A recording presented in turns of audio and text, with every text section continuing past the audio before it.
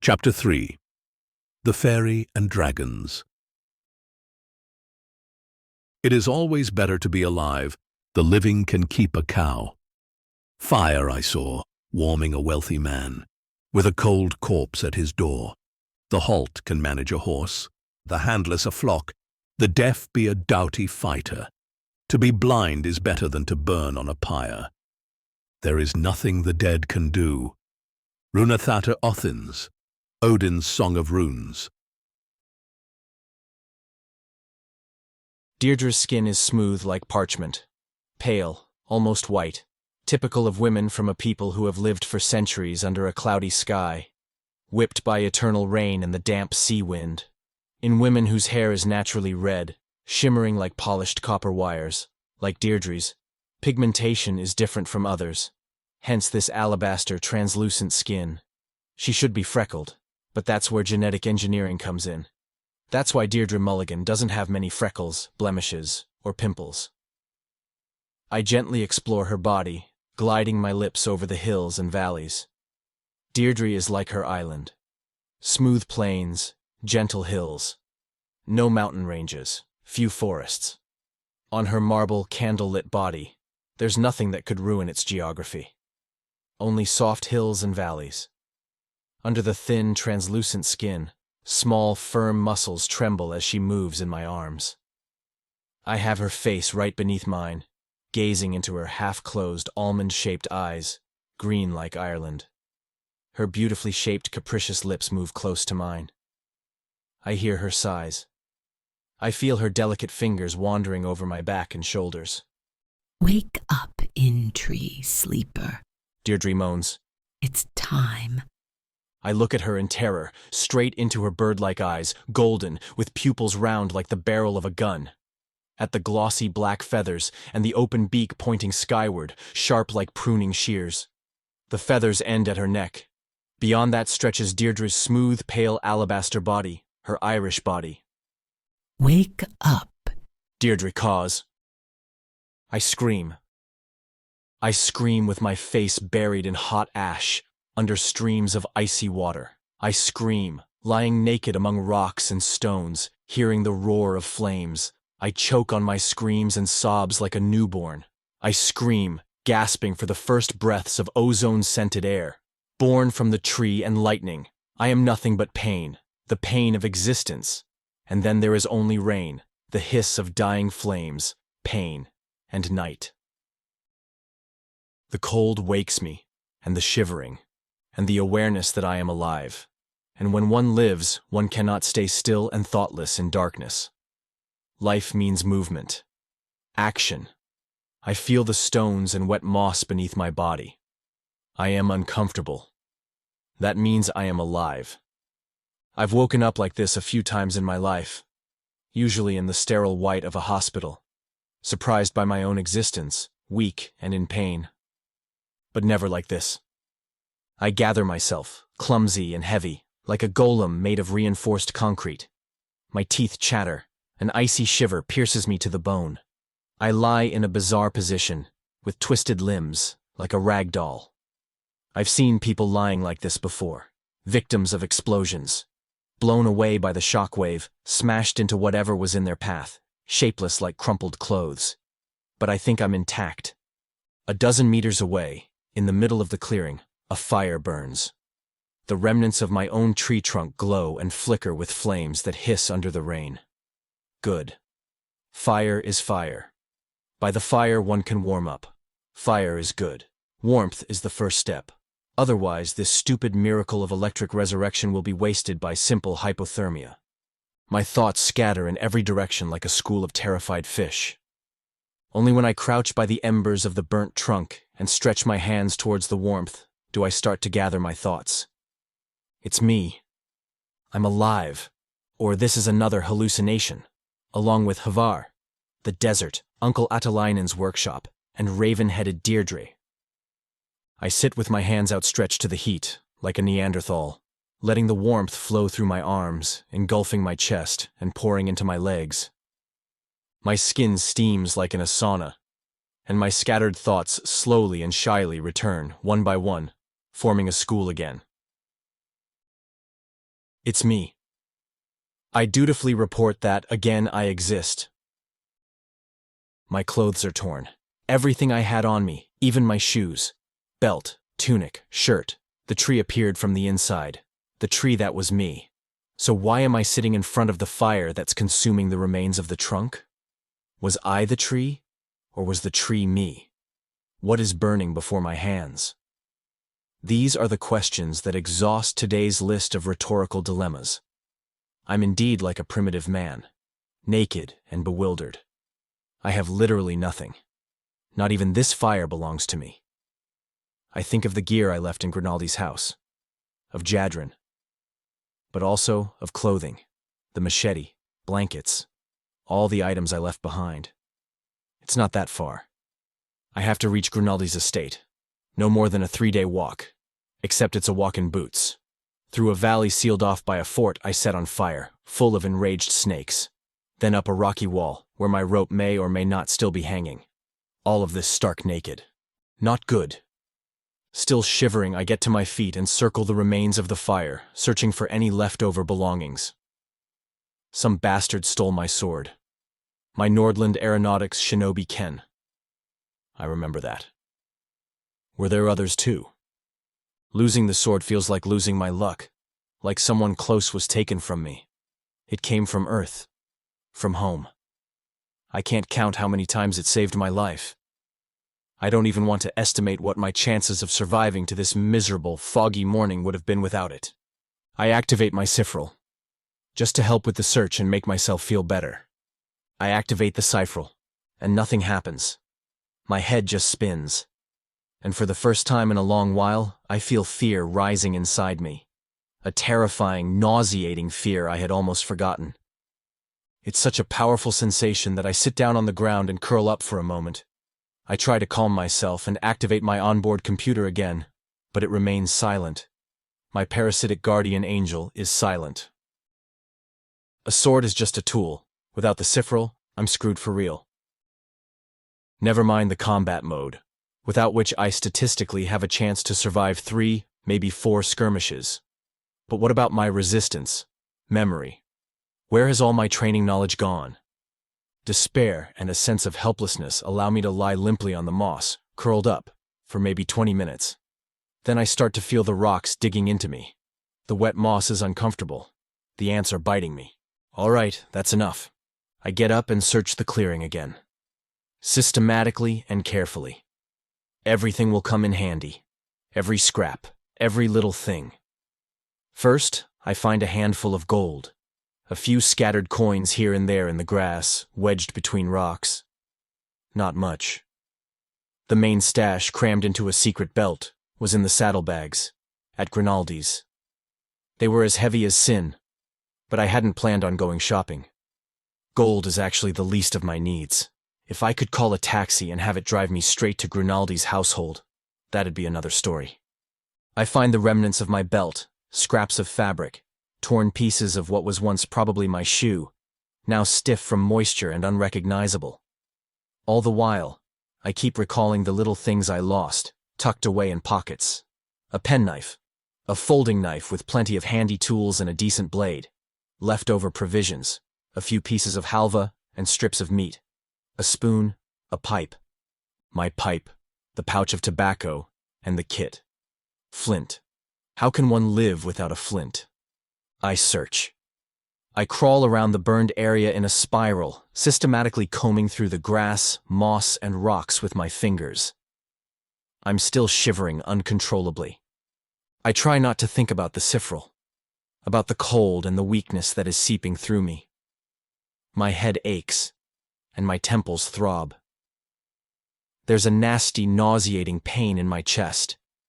Where the spear had been, there's an uneven, elongated scar that's layered over like the rings on a tree trunk. I don't understand why I'm alive. The spearhead was the length of a hand, and it pierced through me completely. The shaft that drove into my chest was at least 5 centimeters in diameter. A massacre. My heart must have been damaged, the pericardium pierced, the pleura, likely some lung tissue too. Possibly a rib severed. Definitely a shattered shoulder blade. I don't understand where that brute got so much strength. Maybe a medical team could have saved me if they had been right there. If they had frozen me instantly.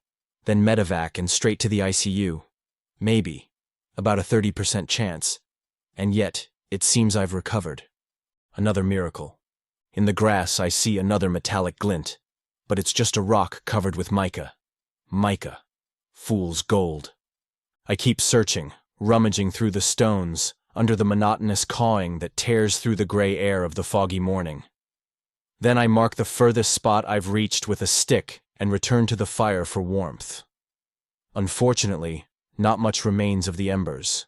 They barely flicker and sizzle among the coals. An hour later, I find the knife, my long knife in its sheath, paired with the lost sword. It lies at least 10 meters from the burned area, tangled in the leafless branches of some bush.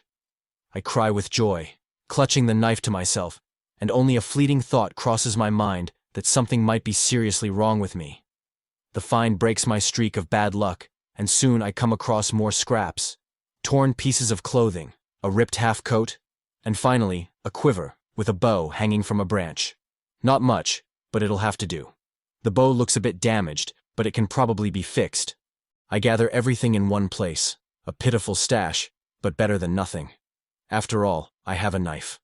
A person with a knife essentially has everything. With a knife, you can craft almost any tool, weapon, even shelter. You can cut, pry, chop, saw, and dig. There is no more indispensable tool than a knife. I know this well because I remember times when authorities decided to ban the possession of knives. The fragment of leather from the half-coat that survived isn't large, but it's enough for 2 primitive moccasins. I use the knife to cut 2 pieces of leather into the right shape, then place my foot on each and trace around them with charcoal. These will be the soles. Then I trim the remaining scraps and wrap my feet as I was taught in training.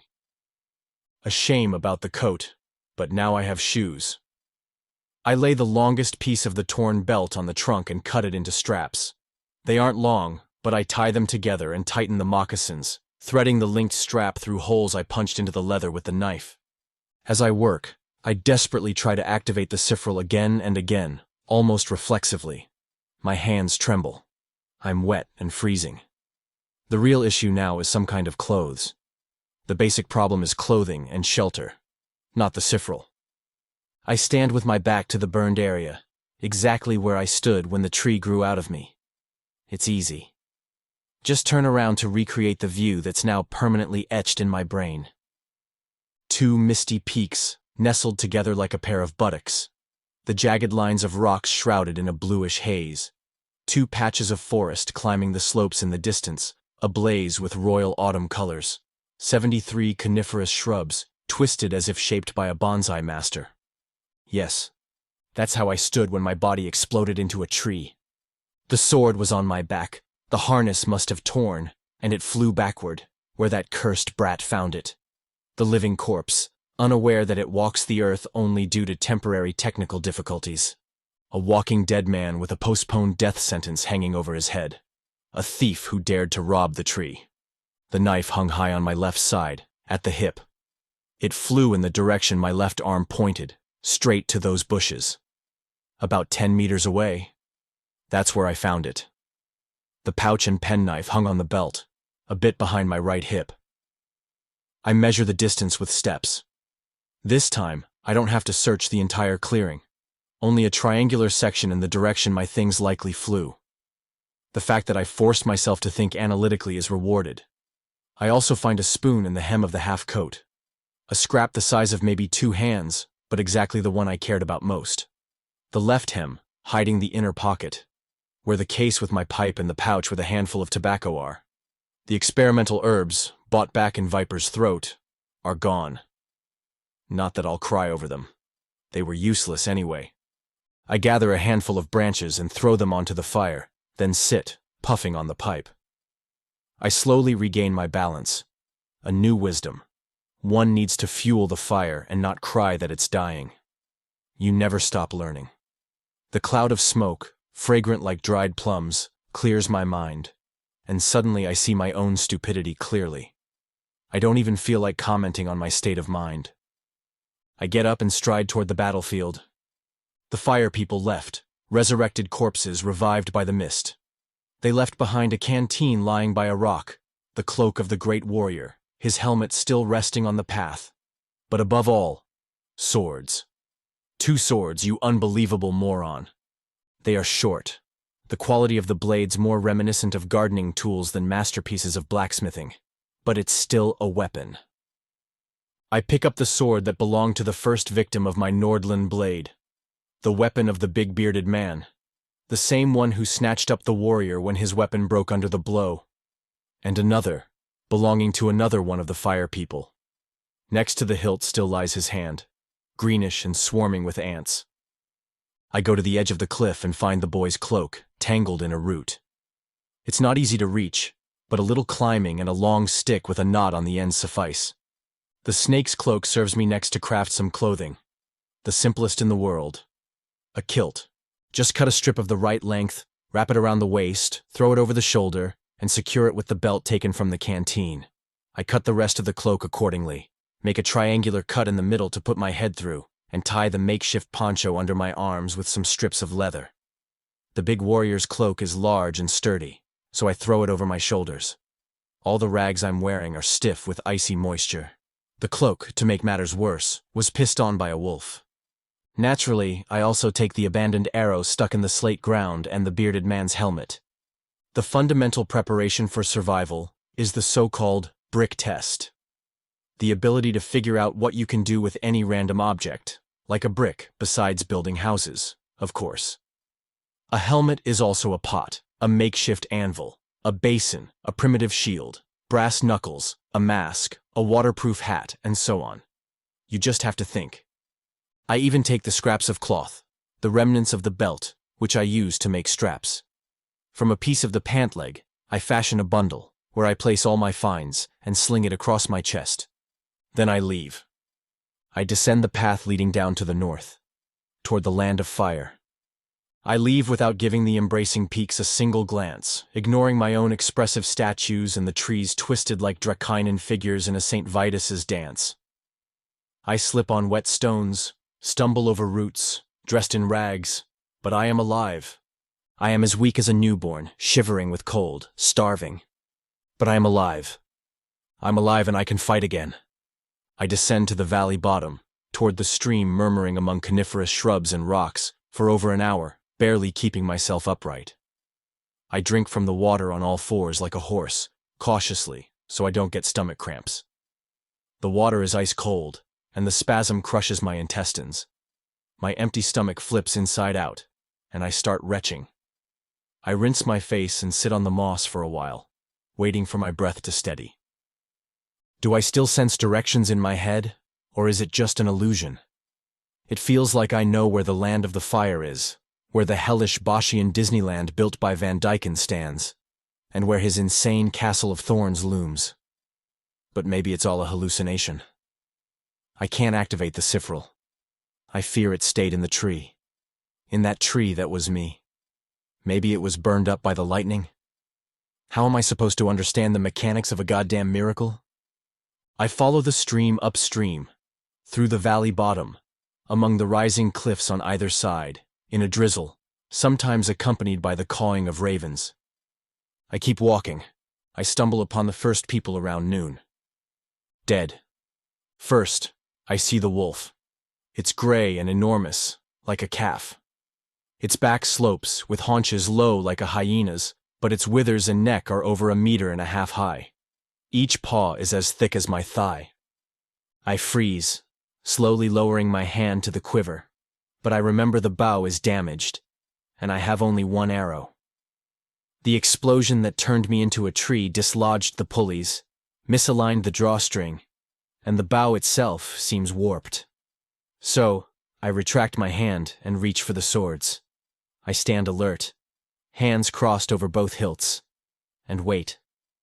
The wolf is tearing at something between the rocks, holding it down with a paw, then suddenly raises its enormous head, ears pricked.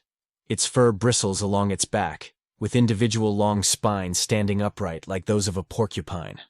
A monster. Wolf sounds cool, but this beast weighs around 300 kilos. Its skull is 0.5 meter long. A chunk of meat dangles from its jaws, recently torn off, but on the hastily swallowed hunk I see no fur. Its smooth, golden skin.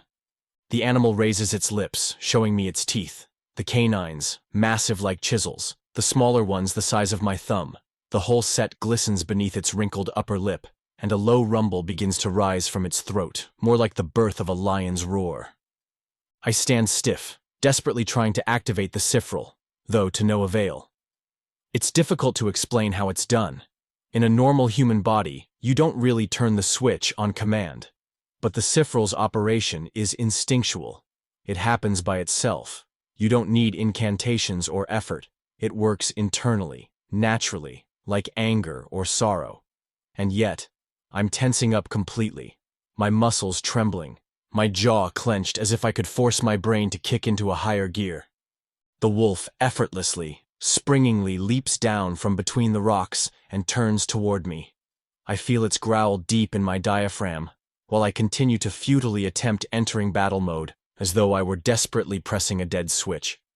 It watches me from beneath its lowered head, flashing a white palisade of teeth, its eyes burning with a dirty amber hue, hypnotic and predatory. I meet its gaze, trying to impose my will on it, but it's like trying to dominate a tiger. This is no barking mud at the gate. The only result is a trickle of hot blood running from my lip to my mouth, and an icy chill cutting through my body. I feel cold again, now mostly out of fear. I slightly draw both blades from my belt but realize how ridiculous they seem compared to this near half-ton mountain of muscle and jaws. The cold envelops me like a shroud.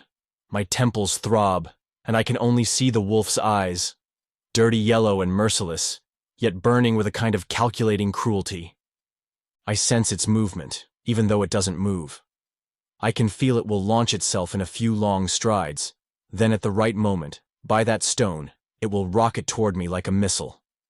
The moment the beast takes its first step, I'll leap to the left, push off the rock with my foot, and throw myself against the wall, between the jutting boulder and the twisted mountain pine. If I still have that kind of reflex left, and if I can brace myself there with my legs, I'll have my swords drawn by then, and it won't reach me. At least, not immediately. Nose, eyes, throat. 3 quick strikes, then a brief moment to crawl on my back to where it's even higher and narrower. Perhaps. I see it all in one instant, a single configuration. It lasts a fraction of a second. The wolf shifts its center of gravity, lowers its head even further, and I already know it will pounce differently. It'll launch from another paw, and the whole plan disintegrates in a flash, replaced by another. Now a dodge to the other side, with a spin like a toreador, right in front of those bared teeth, with a tricky double cut. Left hand reversed across the throat, right hand from above into the base of the skull, simultaneously like closing scissors. I switch my left-hand grip to reverse. The cold is seeping into my bones. A pine cone falls onto the path. Pebbles tumble down the slope. For a moment, thick, dead silence falls. We stare at each other.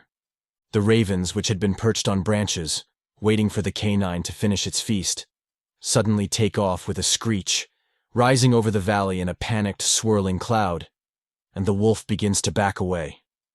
Still growling, it retreats step by step, thick paws taking small steps, its gaze never leaving mine. A minute passes, the wolf takes a few more steps back, and I force my petrified muscles to move, leaning slightly toward it. Then, it suddenly spins on the spot and trots off. It doesn't look like a panic attack, more like if the wolf suddenly remembered something important. The ravens settle back on the branches, and silence falls again. The wolf was gone. Drakanen stood motionless for some time, then fell to the grass and with considerable effort released the tight grip in which he held both swords. "Oh, man," he muttered in Croatian. Pičku materi, man. He sat and stared at his hands, clenching his fists, as if unsure they would still work. The stream flowed around a gravelly patch covered with stones, and a scraggly little tree grew there. The bodies lay side by side, 3 of them. A young man with a horribly slashed neck, shoulder, and chest. a boy no older than 10 with an arrow sticking out of his neck, and a fair-haired girl with her throat cut. All of them had chunks of flesh torn from their thighs and sides. But that was the work of the wolf's teeth. All three were naked, their hands twisted behind their backs with swollen thumbs bound by leather straps, lying face down in neat rows. Their skin was smooth, and Drakanen noticed a tattoo resembling a complex leaf on the man's shoulder. However, none of them bore the zigzag snake-like marks on their limbs or backs. Drakanen knelt beside them, holding his quiver with the bow in one hand. He carefully turned the pale, waterlogged face of the girl toward him, her lips blue and eyes clouded. There was no blood on the stones. The edges of their wounds were washed clean and pale. Drakanen stood and walked quickly along the stream, then returned slowly, almost sniffing at the ground. He turned over a few stones and gently traced his fingers through the sand and gravel, as if reading some secret script. "They didn't kill you here," he muttered. "They led you through the stream bed. 9 mounted snakes on strangely shod horses and about a dozen crabs. They had 2 heavy wagons pulled by some large animals, not horses. Slower and more massive. The wagons got stuck and caught on rocks, so they cut the straps on your thumbs and made you push. There were 8 of you. Here the wagons sank deep and tipped over. The formation spread out and broke. The riders surrounded the wagon and began whipping you or something like that. Someone fell and left blood on the rock. That's when the boys started running. This way, and this way, then along the bank. They fired 2 shots but missed. They hit him here, on this beach, in the neck. He fell to his knees, and then one of the snakes caught him with some kind of lasso or whip around his neck. Then they dragged his dying body to this patch. Afterward, you attacked the nearest rider, but he pushed you off. You jumped at another. You managed to pull him from his horse and bring him down when they started cutting you. From up high, from the saddle, you blocked with your forearm. The one you attacked freed himself and slashed your shoulder. Another rider cut again and slashed your neck. Then they dragged you here. But first, he turned to the dead girl. They raped you, and then slit your throat. That one was still alive, bleeding out, but they made him watch. When you died, they laid you here, and the wagons went on, straight to musical hell. They were carrying meat, iron, skins, salt, and saltpeter. Maybe more cannon fodder for our Wizard of Amsterdam, for the lunatic and social experimenter who craves war.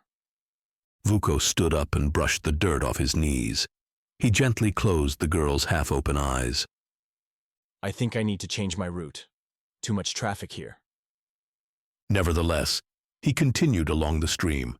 About a kilometer further, the slopes had dropped enough that he could turn into the forest. He moved like an old man, resting every few dozen meters. In the woods, Drakanen rummaged through the underbrush for a while, until he found some fern-like plants growing straight from the ground, resembling palm leaves mixed with ferns. Grunting with effort, he pulled them up, then rested again, leaning heavily against a tree trunk. He cut off the leafy fronds, leaving the thick gnarled roots, which he peeled with his knife until they were white inside. He found a small hollow with a view of the stream path below and settled in, crunching on the roots. He tried to chew slowly but had to restrain himself from swallowing them whole. "Jebemti dushu, what a disgusting taste. And it smells like fish oil." Later, he crawled out of his little hollow to search for more ferns. They came at a slow pace, their armored hooves clattering over the stones and scree, tired, weighed down with weapons, clad in bizarre blackened armor. The horses, draped in metal plates, resembled deep-sea fish. Mist swirled around them, and the last rider held a standard topped with a skull with long hair, its shaft wrapped in writhing snakes like a cadaverous caduceus. The rider's arms were adorned with zigzag tattoos, resembling stylized barbed wire. Snake people. Drakanen lay completely motionless on the ground, covered by his cloak, his face buried in mushroom-scented leaves, and dreamt of a hand grenade, a ceramic one with a ball-bearing core. They were about 10 paces away, and he lay on a slope hidden among the leaves, a few meters above their heads, in the shadowy forest. As long as he didn't have terrible luck or make some foolish mistake, they shouldn't see him. One of the snakes spoke in a sharp, commanding tone, and Drakanen nearly lifted himself from his hiding place. Another replied, and both laughed, but the words sounded like billiard balls dropping onto a gravel pit, or as if someone had shoved an iron rod into the spokes of a wheel. In the sounds Vuko heard, there was nothing remotely resembling an intelligible word, just a grating gibberish, guttural growls, and the jagged clatter of a foreign tongue. He understood nothing. Nothing. The snakes spoke the language of the coast of sails, a language that had recently sounded as familiar to Drakanen as the tongues of earth, but now it was as incomprehensible as whale song or the howls of wolves. It seemed impossible to him that he had ever been able to reproduce such sounds, let alone remember them. The riders departed, and silence fell. Drakanen sat in the little hollow, wrapping himself in his cloak. He remained still, only his hand moving, methodically scraping an edible fern root with a knife. Slowly, with an unhealthy, excessive precision, endlessly. He finally scraped the root down to shavings and threw the knife into the ground at his feet, then continued sitting. For a long, long time. All right, screw this, He said to the forest. I can operate bare-assed without a sword, without enhancement. But with an empty head? Not gonna happen. Sorry. Mission over. He gritted his teeth and slammed the back of his head against the tree trunk. Sure. All I have to do is make it to Grinaldi's place, where I won't be able to talk to anyone, retrieve the radiolaria, and call for an evac shuttle. Sorry, last word, but you'd better flee the country. My countryman has unfortunately become some all-powerful damned mage and will blow everything to pieces. He can turn people into trees, raise the dead, and fly through the air. He's like a freaking Nosferatu.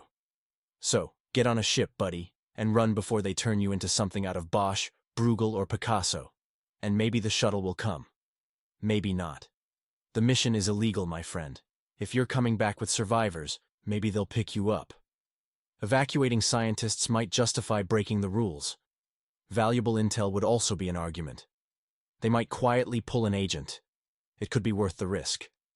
But no one's sending a shuttle for a screwed-up nutcase who failed and did not manage to obtain any info. He clenched his eyes shut and slammed the back of his head against the trunk again, causing a loud thud. Turn on, you carcass! Then he went silent again. Eventually he spat viciously, picked up his knife, wiped it on his kilt, and carefully slid it back into its sheath. He stood up, tied his makeshift bundle, threw his cloak over his shoulders, and set off through the forest, following the stream.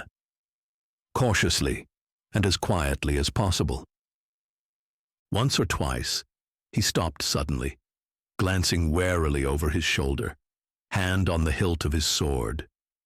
He shook his head and moved on.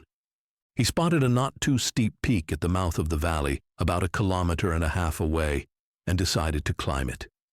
A quick look from the summit might reassure Drakanen whether his sense of direction was accurate or if he was just imagining things. He needed to pick a route and start thinking about a place to camp for the night. Under normal circumstances, with access to water, he could go without food for a week, but he had no idea what state he was in. He felt strange, and to be honest, not well. His head was spinning, and every few hundred meters he had to sit down, catch his breath, and wait for his heart to calm. At least he could feel that he had a beating heart, and not a torn shred from a spear wound. When he wiped his sweat-drenched face, it felt like normal human skin, sweating, freezing, and bleeding when scratched. Skin, not the rough, hardened bark of a tree. For some time, he had been seeing floating spots of light out of the corner of his eye, right on the edge of his vision. floaters. They could indicate exhaustion, weakness, or even a collapse. Worse, they appeared and disappeared, and each time a sudden movement at the edge of his vision triggered a jolt of alarm, as if his nerves weren't already strained enough. A few hundred meters later, he realized they weren't just floaters, and he became genuinely concerned. The effect didn't resemble the random silver specks that usually float aimlessly at the periphery of vision. It was more like a flash of light, a gleam reflected from a mirror, which seemed to have a will of its own, teasing him, sneaking up from the side, then darting away at the slightest head movement. When he descended into the valley and headed toward the rising peak in front of him, he saw it constantly, a bright spot of light traveling parallel to him. He could observe it out of the corner of his eye while still looking forward, noticing that the light, which should have been a simple retinal glitch or a momentary error in his vision, was hiding behind trees and rocks, lighting them up with a small circle, like a flashlight, and for a split second, blades of grass and stones cast additional shadows in that glow. He looked around at the rocks and crags, trying to spot whoever was playing tricks with the light. Someone could be trying to catch his attention without shouting, something unwise in these mountains, where skirmishing warfare was underway. A glint of sunlight on a knife blade or the edge of a shield would have been enough. But first, they would have aimed the light at his face. Second, they would have likely revealed themselves. And third, it was cloudy. That exhausted the list of reasonable explanations, so Vuko just kept walking. The path favored by Van Dyken's skirmish troops wasn't the best route to take, and Drakanen wanted to get off it as soon as possible. He stopped halfway to the summit, in a fairly dense forest surrounded by rocks and ferns. He removed his helmet, unfastened his cloak, damp with sweat on his back, and sat on a fallen log, cautiously sipping from the canteen he'd taken. The bright spot of light still flickered on the edge of his vision, but he tried not to watch for it or seek it out. First, he needed to reach the summit and find some shelter. Then, he had to make his way to the land of fire, recover Jadrin and his gear. Along the way, learn some of the language. After that, take out Van Dyken and clean up his mess, defile his corpse and piss on his grave, then find and evacuate the remaining survivors. Return to Earth. A mountain of work. He could see an optometrist and a neurologist after all that, so he didn't have time for any light phenomena right now. When it suddenly darted through the air and hovered half a meter in front of his face, resembling a living Barbie doll surrounded by a shimmering glow, he was in the middle of a sip of water. Maybe you'd start thinking for a change, you brainless brute, she asked in an irritated tone, in English. Trying to scream with a mouthful of water only managed to nearly drown him. He spluttered and fell backward off the log with a strange squeal, coughing. He scrambled up just as quickly, dousing himself with the canteen. The glowing figure of a tiny girl darted a little farther away and hovered again, legs crossed at the ankles. She was naked, luminous, about 30 centimeters tall, with golden hair, not blonde, but metallic gold like fine wires. The tuft of hair at her groin was also gold. She had a microscopic belly button, barely noticeable nails, and tiny pinhead-sized nipples on breasts the size of cherries. Drakanen coughed and wiped his face and eyes. Anyone would go mad, he said in a muffled voice. It hasn't been an easy day. I was resurrected, barely standing. I was a tree barely yesterday. I've lost all my skills, don't even know the language, wandering the mountains with my bare ass wrapped in pieces of a blanket, with the remains of a sheepskin on my feet. What do I know about miraculous resurrections anyway? Maybe it's impossible not to go crazy. But why can't I have normal hallucinations? Pichku materinu, perkele satani vitu, sashto Disney. He massaged his eyelids as if trying to push his eyeballs back into his skull. Then he opened his eyes again. The tiny fairy was still hovering in the air in front of him, hands behind her head and one knee pulled up. He noticed she had distinctly human features, unfamiliar but human, conventionally pretty, like a model. Sug elg I helvete. Drakanen muttered in Finnish, not particularly politely. She spun around in midair and stuck out her tiny round butt at him, shaking it expertly like a stripper. Had a good look? Want me to dance around a twig? Grow about 5 times bigger, and I'll find some use for you. I get it. My subconscious is telling me I'm emotionally immature. A grown, responsible man doesn't join a secret program and leave Earth's orbit. People have been hinting at that my whole life. Peter Pan syndrome and all that. That's why you're Tinkerbell. Get lost, Tinkerbell. Tell Captain Hook to wipe with his hook. Good night. He waved his hand, but she nimbly dodged out of reach and stood on a branch nearby. The shimmering glow around her turned out to be a pair of delicate, iridescent wings, with a veined structure like a dragonfly's but shaped like those of a large tropical butterfly. She spread them and now flapped them rhythmically, just like a butterfly. Keep your hands to yourself, peasant. You can look, but no touching. And if you don't want me, why did you call me? She yelled the last part, then started crying.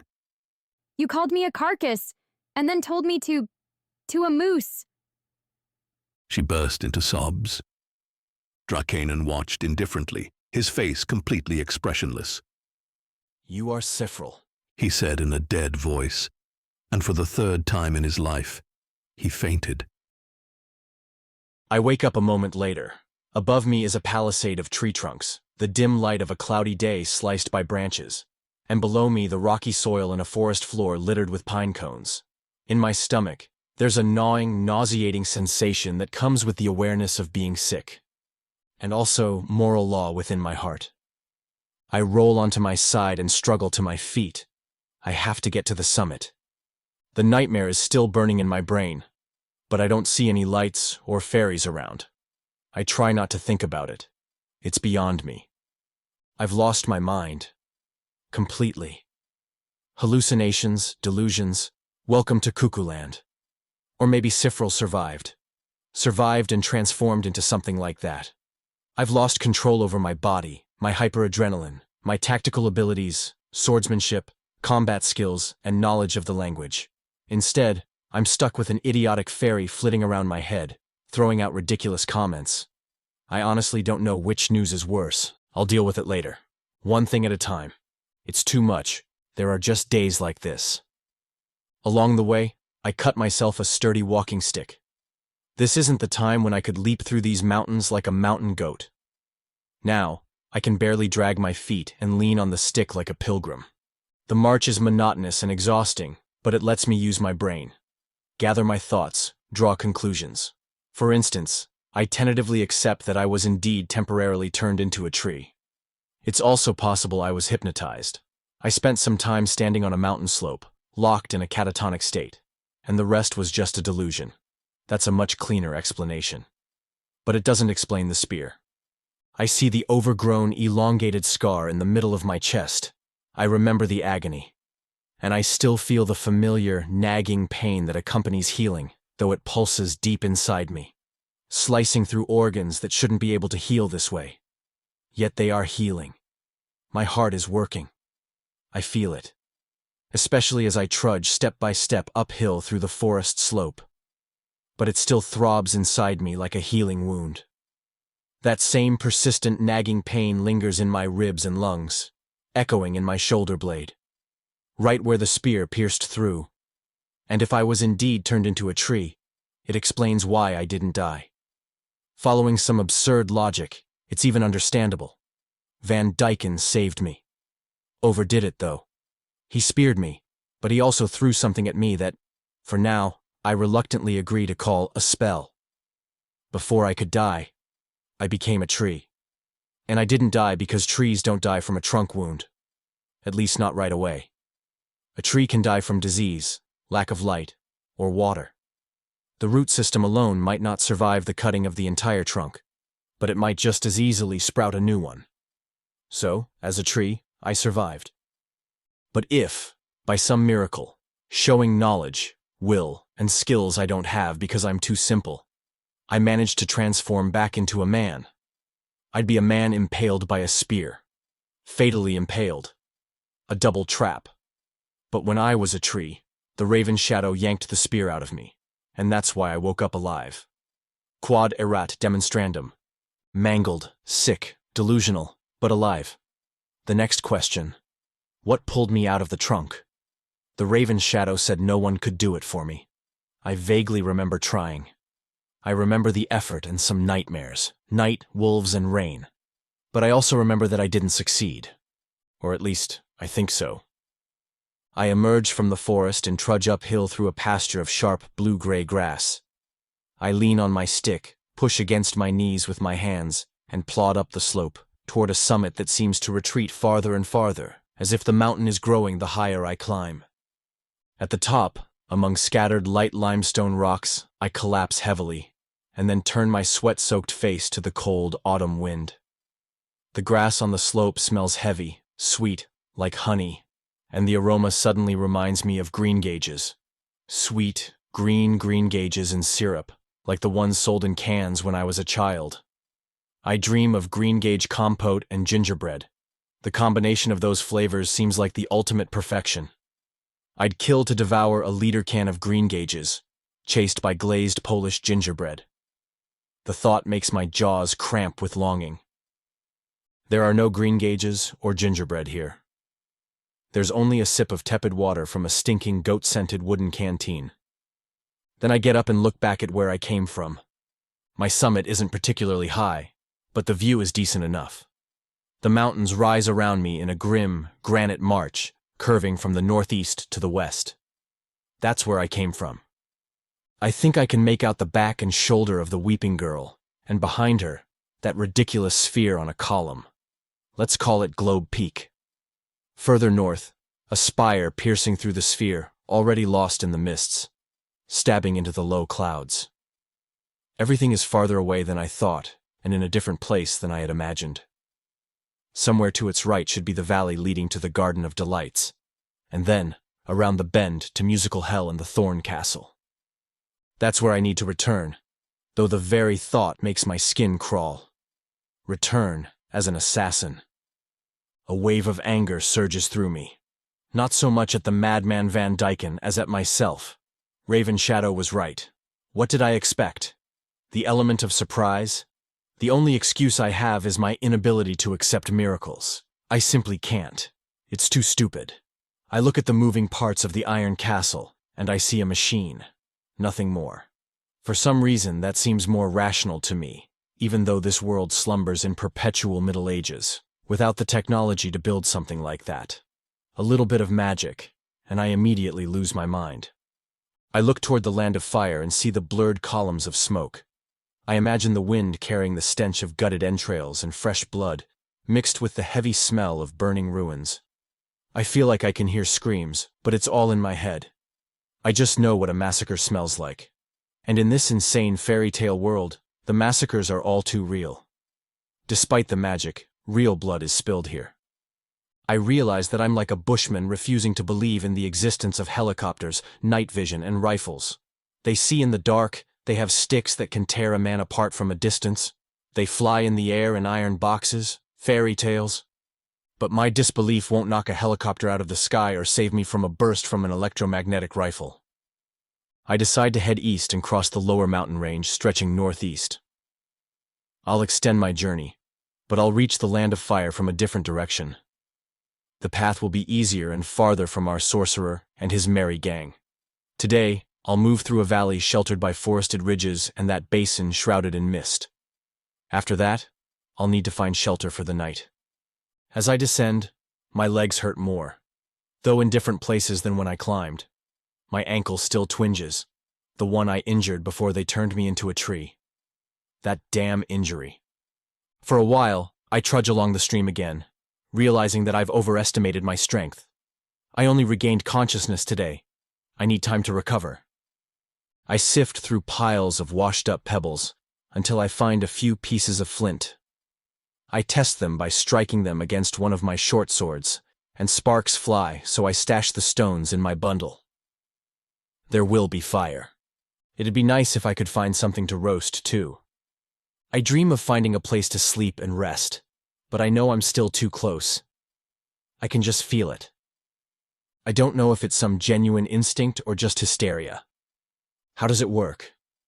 What are Van Dyken's real capabilities? Does he sense me from afar, like a fairy tale magician, sitting in his tower and scanning the horizon with a far-reaching, fiery eye? Does he transmit signals through, say, a crystal ball? How far can he see? I keep walking. Walking and dreaming of food. I hike uphill toward a pass blanketed in mist. There's nothing here to hunt, nothing to pick and chew.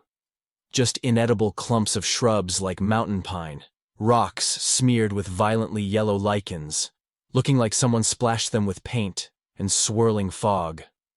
I march toward the pass, battling the pain in my aching muscles, visions of Dagnje Nabuzara, mussels in broth with garlic, herbs, and white wine, or Janjatina Izpodpeke, fragrant with thyme and savory among the golden onions and bubbling sauce. The closer I get to the pass, the colder it becomes. The fog wraps around me in thick, damp clouds, with only rocks looming through the mist. I must reach the pass, then descend into the basin.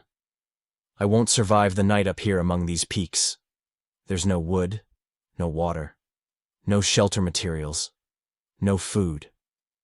Once the autumn mountain night comes, I'll freeze before morning. I'm at my limit already. My shoes are falling apart. The soft leather from the sheepskin isn't holding up as soles. It's torn against the rocky edges, and the insides of my moccasins are slowly soaking with blood. But I keep walking. I think of my shoes. I never liked walking barefoot. Even on Var, people go into the sea wearing special foam and plastic shoes. It's all rocks and sea urchins there. Once you've stepped on a sea urchin, you'll never enter the water barefoot again. I had a whole sack of old shoes at home. Worn out of style, or just ones I got tired of. Anything. Even old dress shoes, rubber boots, sneakers. Anything. At the pass, I stop and look down. The basin, vast and round, stretches out before me like a bowl filled with milk. It's filled with fog.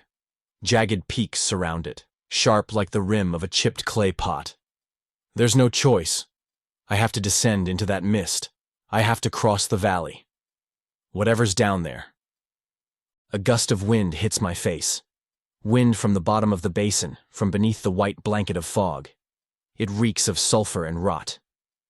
I descend, carefully step by step, stumbling over rocks and limping on my injured legs. The stench becomes stronger. I pass some bubbling pools, and among the rocks, strange mutated trees loom. An unpleasant place. The fog clears a bit. It still covers the ridges surrounding the valley, obscures the sky, but visibility has slightly improved. Not long ago, I could only see 2 meters ahead. Now I can make out 50.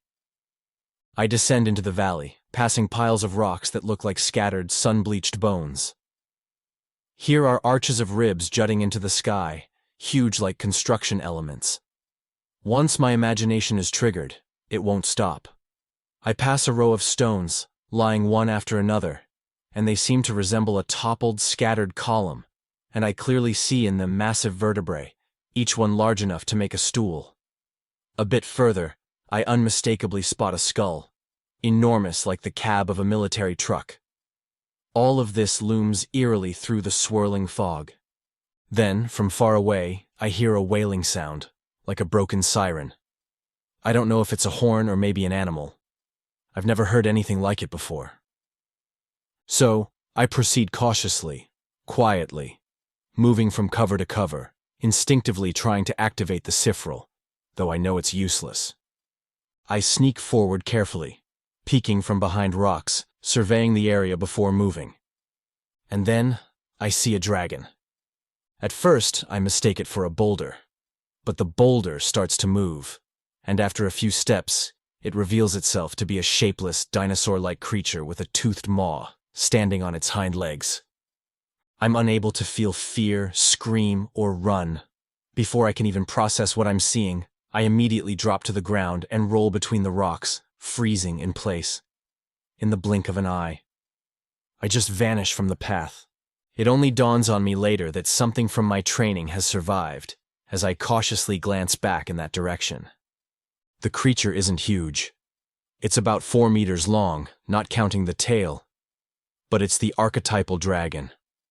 A relatively long neck, reptilian head, a crest of bony spikes, a tail. Well, a dragon. Or rather, a wyvern. We are about 30 meters apart. I lie still, waiting. The creature straightens up, tossing its head back, and then spreads its wings. Banal. Just what you'd expect from a dragon. Bat-like, membranous wings, stretched over a bony framework. It spreads them slowly, with effort, and I can see that only one wing is normal. The other is deformed, partially fused with a reduced front limb, twisted and shriveled. The dragon opens its maw and lets out a horrifying roar. A high-pitched wailing sound, like the creaking of an enormous, rusty gate. Similar sounds respond from the mist, all of them horribly forlorn, as if sick. The wyvern beats its wings furiously like a swan, the shriveled one flapping in convulsive, painful motions, but even if both wings were fully developed, they wouldn't lift the dragon. It must weigh at least a ton of flesh and bone. Even if it were filled with pure helium, it wouldn't fly. The wings, if it managed to fully extend them, would have a span of about 15 meters. Maybe it could glide for a short distance, but I doubt it. Meanwhile, the creature roars loudly and flaps its wings with increasing intensity. The deformed wing begins to unfold and straighten. The beast takes a few limping strides. I clench my teeth, hoping that the laws of physics and biomechanics will prevail.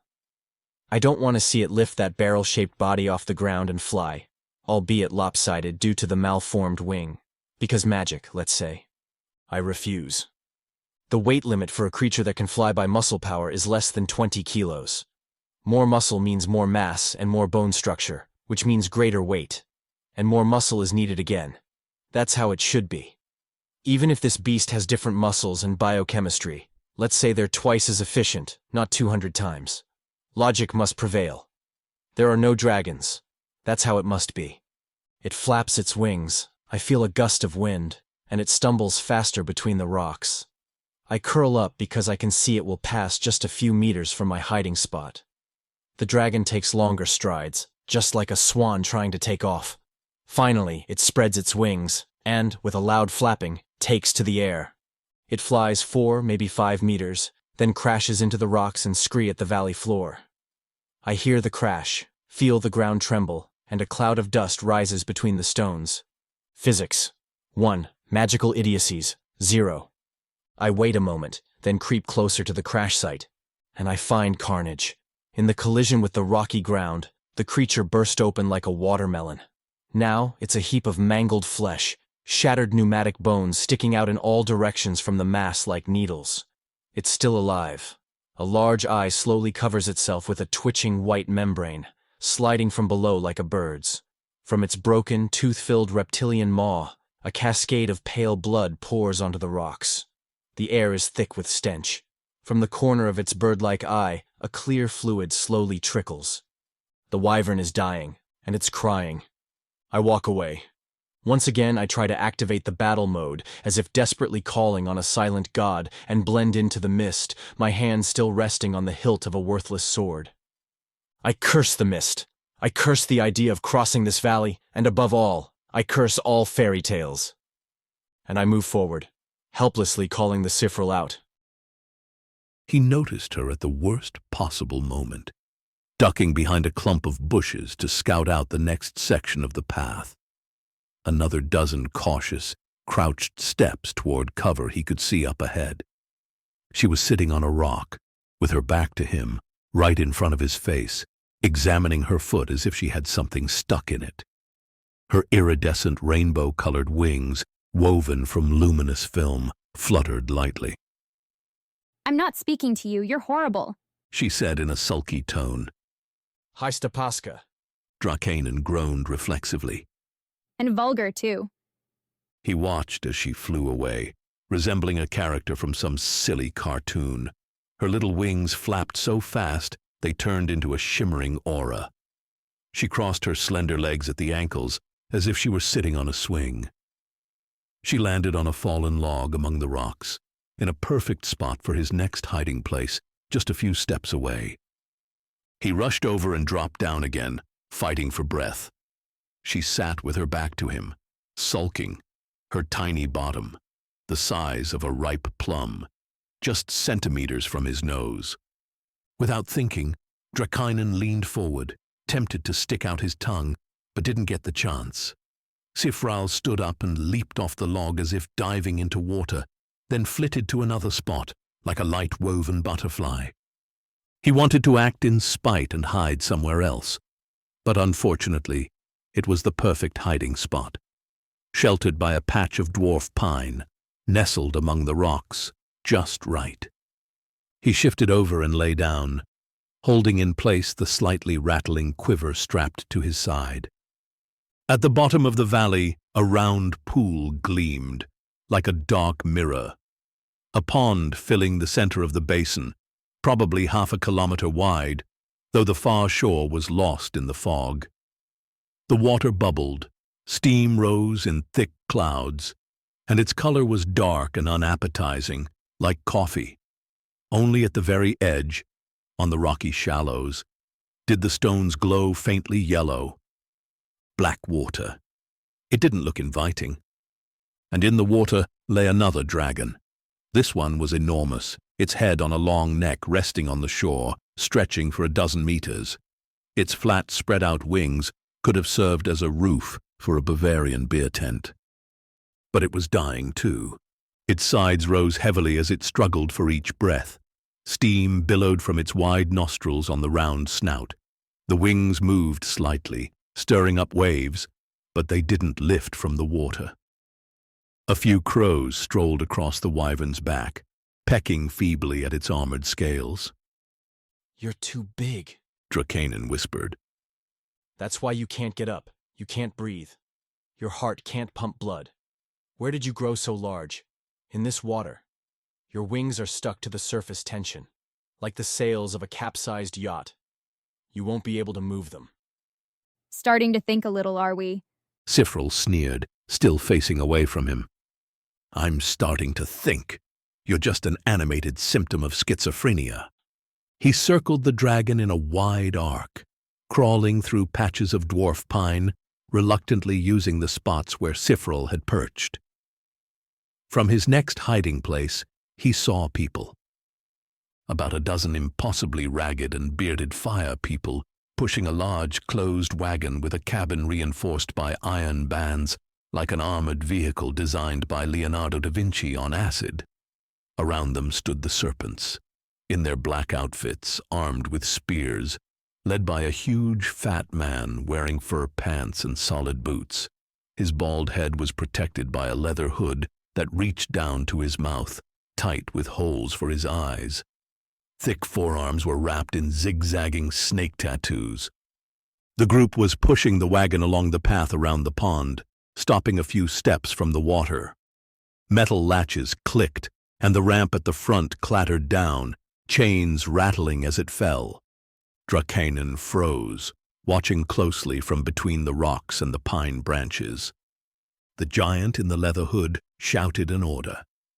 The pushers stepped back from the wagon and knelt one after another, folding their hands over their heads. The serpents pulled heavy metal shields from the sides of the wagon and formed a half-circle, spears ready. The bald fat man barked another command, apparently ordering one of the slaves to enter the wagon. The man staggered up the ramp on trembling legs, and the sound of a pile of metal crashing onto a wooden floor rang out. The man jumped out as if scalded, pulling a long chain, which he shakily threaded through a large iron ring hanging in the middle of the ramp. The chain was taken from him, and he was ordered to rejoin the kneeling men. Another shout, and the shields formed a half-moon barrier. The chain was yanked. Out of the wagon, tethered at the other end, came another dragon. Completely different. It resembled a monitor lizard, or a 5-meter-long agama, with a bright orange-green back lined with several rows of jagged spikes. The reptile flattened itself on the ramp, but when yanked by the chain, it suddenly lifted its flat torso and darted between the spearmen. Dracainen pulled himself up a bit, only seeing the backs of the crouched men and the rear of their shields, but after a moment, he realized the serpents were provoking the dragon. The creature twisted from side to side, hissing in warning, while the spearmen jabbed at it, retreating behind their shields. The dragon lashed out, but the chain caught in the ring, tightened, and the entire wagon rolled a meter across the gravel. They jabbed it again, this time from the other side, and the creature twisted in fury, bearing rows of identical teeth, hissing like a pressure valve. The shields clattered down to the ground with a metallic thud, forming a steel wall, while the chain rattled in its loop. What is this, Peachkumateri? Vuko muttered. A corrida? Suddenly the dragon began changing colors, growing more vibrant and sweating large, greasy drops. It crouched strangely, spreading a bright orange hood around its neck, tipped with a crown of spikes. Well, now it's pissed, Dracainen noted. The creature's sides started heaving convulsively, as if it was about to vomit, its throat swelling like an orange balloon. A harsh, rasping screech rang out. Dracainen desperately tried to make out even one familiar word, but in vain. It was a sound like gravel being dumped into a metal bucket, nothing more. The dragon opened its jaws wide in a strange, almost smiling manner, then spat out a stream of some substance. The liquid splattered against a shield and onto the gravel, starting to smoke. The second blast was larger, and it immediately ignited into flames. The dragon rose on its front legs and breathed fire. Dracainen swore in stunned disbelief. The shield-bearers leaped to the sides, taking cover behind their steel pavises, while orange, smoking flames shot from the dragon's open maw. Not far, just a few meters. The flame wasn't strong, but it licked at the rocks, scorching the stone and sending up a plume of black, foul-smelling smoke. The dragon swelled again, emitting a terrifying screech. The next burst of fire was brighter and reached a bit farther, catching a shield. Someone dashed straight into the lake, with one side and a leg engulfed in flaming fur, while the dragon suddenly started writhing and twisting, its mouth still full of fire. The screech echoed across the valley, bouncing off the mountains. The dragon flailed its head around, like a dog stung by a wasp, and the roaring fire burst from its jaws like a factory explosion. The dragon's head exploded into several streams of fire, flames erupting from multiple points on its back. The creature performed a convulsive dance, nearly toppling the wagon, then collapsed into a shapeless, burning mass. The dragon had burned itself to death. The charred snake crawled out of the lake on all fours, struggling to stand. The others backed away from him, covering themselves with shields. The man rasped something, holding up his hands, and the fat leader rushed up from behind, driving an axe into his back with a swift motion. The burned man stood still for a moment, bent backward, gasping, when suddenly his head sprouted spikes. Someone lunged forward and impaled him with a spear. The shaft began to smoke, and the impaled man straightened instantly and staggered forward with a heavy, off-kilter gait. His legs were swept out from under him with a spear blow. He crashed to the ground, but didn't manage to get up. Dracainen saw only the backs of the others, their blades rising and falling, striking in a furious flurry at the man curled on the ground. Meanwhile, the dragon had become a heap of smoldering, charred remains, yet it still burned. What is going on here? Dracainen muttered in disgust. They rolled the wagon a bit farther away from the still-burning creature and herded the captives back inside. Vuko slowly and carefully crawled a bit closer and peeked out again, now in a much better position. The slaves were coming out of the wagon one by one, carrying baskets filled with large, round, white objects, the size of plump eggplants. The baskets were carried gingerly over the rocks and lowered into the water, carefully and gently, until they disappeared into the black depths. One of the slaves, walking naturally, slipped on the wet rocks and stepped into the water. A panicked scream erupted, and the man scrambled back to the shore, but his soaked leg began to pulse suddenly, as if something was writhing beneath his skin. He collapsed with a scream, and they cut him down with the same furious efficiency as the previous man. Drakanen averted his gaze, swallowing hard, but the sound of the terrified scream, the swish of falling blades, and the crunch of cleaving flesh echoed in his ears. Finally, it went quiet. They closed the ramp, and the wagon creaked ominously as it rolled back around the lake. On the shore remained the smoking, charred carcass of the dragon, 2 bloody stains, and piles of unrecognizable debris. Where the baskets had been submerged, the water bubbled lightly, releasing tendrils of steam. Remind me not to take a bath in there. Drakanen muttered. He waited until they left. The wagon trundled around the lake, pushed by the captives, and from somewhere in the mist came the distant, dying roar of another dragon. Beyond that, there was dead silence. Not even the omnipresent crows could be heard. It was cursed land. This was supposed to be a route outside the snake territory. Vuko sighed. Congratulations, Drakanen. The valley was oval, surrounded by uninviting rocky crags. He could climb them, but only in normal conditions with boots and proper clothing. Not while sick, weak, and half dead from hunger. Not in slippers made of scraps of leather and covered with 2 ragged cloths. In this situation, he was forced to use the mountain passes. There were 2, the one he came from, and the other, at the far end of the valley. The one where the wagon had gone, accompanied by the serpents and their ragged captives. He stood up and reluctantly headed in that direction, trying to ignore Sifril flitting around him. Among the rocks and clumps of dwarf pine lay dragon carcasses in various stages of decay. Some had been reduced to scattered bones, like the remains of ships abandoned on a shore. They didn't resemble dinosaurs. The skulls were clearly deformed, monstrous, crooked, and covered with random growths. The fresher ones looked even worse. They were the spitting image of radiation mutants. Jaws growing out of shoulders, eyeless heads covered in horns, tusks so large they pierced their own palates. 3-eyed heads fused into a single misshapen lump full of jagged teeth. Each one was different, but all of them were either dead or dying. He crept carefully through the air, thick with flies, amidst the almost corrosive stench of rotting flesh. Every time he took cover, drenched in sweat, with his heart pounding painfully in his chest, convinced it was only a matter of time before he stumbled upon a beast lively enough to hunt. But so far, all of them were either dead or in their death throes.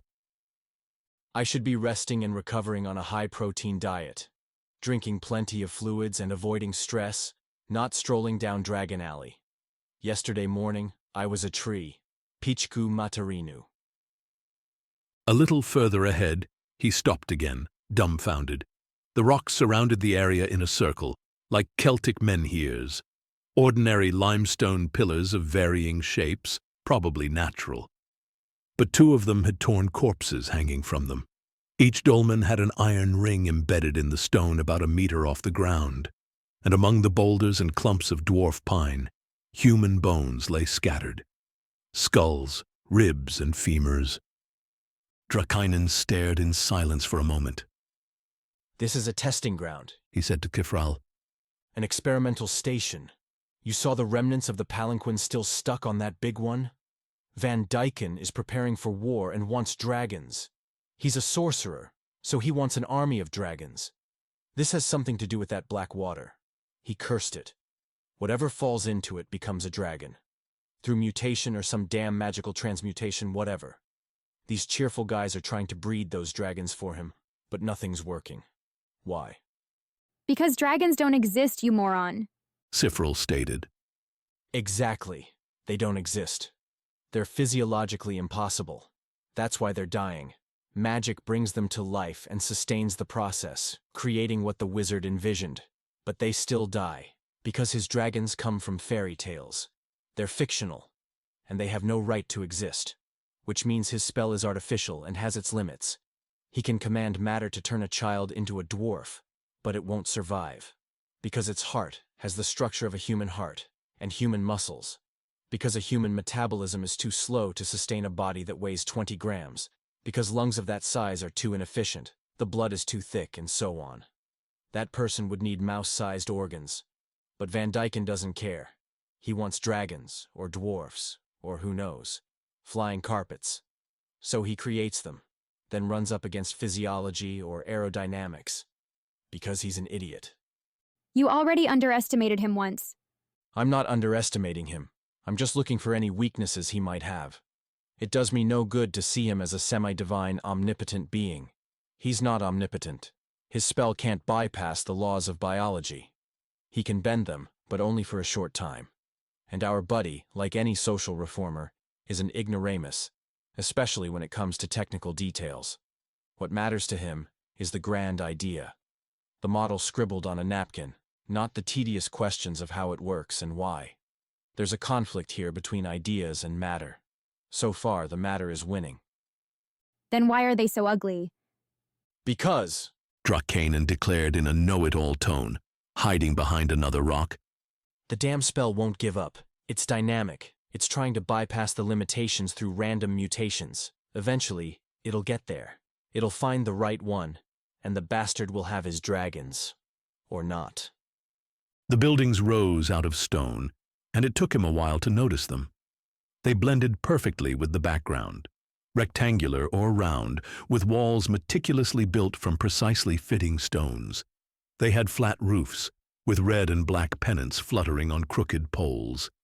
There was no surrounding wall, nor any sign of guards, but they blocked the path to the pass. No walls because they feel secure.